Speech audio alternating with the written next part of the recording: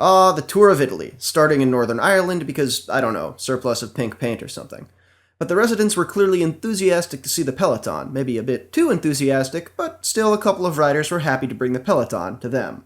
It's really hard to understand the team time trial without suffering through one yourself, thank you collegiate cycling.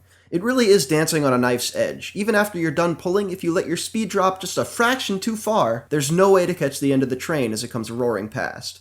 Every error is magnified. Here, some awkward pulling off leads to near collisions and gaps for Colombia, but some improvisation, Movistar's Eros Capecchi playing goaltender for diminutive team leader Nairo Quintana, is also almost a necessity. A lot was made of the weather, but while some teams did have it wetter, even stage winner Orica Greenedge got enough moisture for a few close calls. And I wouldn't say they had it any easier than runner-up Omega Pharma Quickstep, who made Rigoberto Urán the best-placed GC contender on the day, 2 seconds ahead of BMC's Cadel Evans.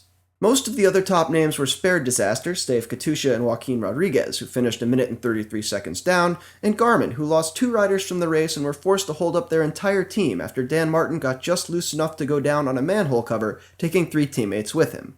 At any rate, the victory left Orica Greenedge's Svein Tuft resplendent in the Maglia Rosa the next day. See how well he stands out in the bunch? It's like the classics never ended as OPQS's Thomas de Gent gets his gloves wrung out for him, and Belkin's Martin Cialinghi is once again up the road.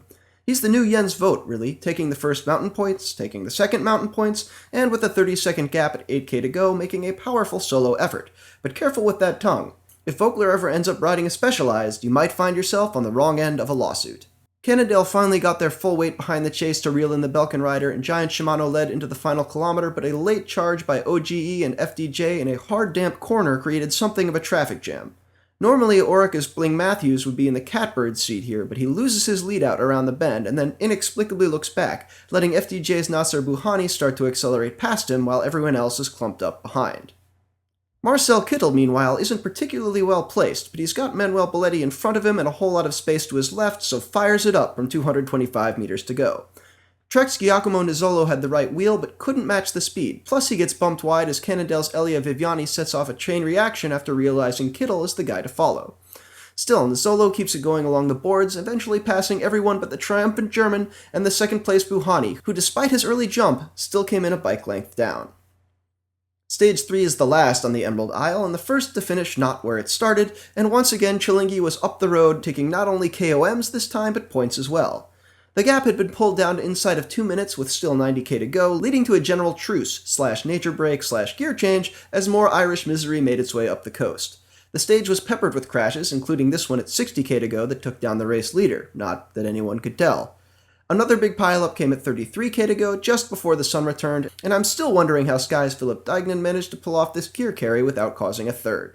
A sort of chase by committee brought the escape within a minute at 26k to go and then held them there for almost 20 kilometers as the bunch didn't want to make the catch and the escape was jockeying trying to time an attack for the Fuga Pinarello prize, which final escapee Giorgio Cecinel of Neri Satoli somewhat embarrassingly still didn't win.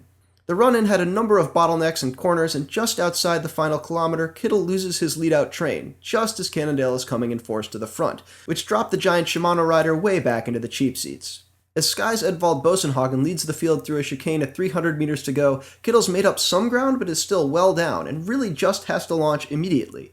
He's got the good fortune of moving up the downwind side of the riders ahead of him, but by what I'm guessing is 150 meters to go, he's still 4 bike lengths down and a now launching Ben Swift. The Skyrider has enough pop to get around Viviani, but the full-flight German makes a near miraculous catch in literally the final 10 meters to win his second stage.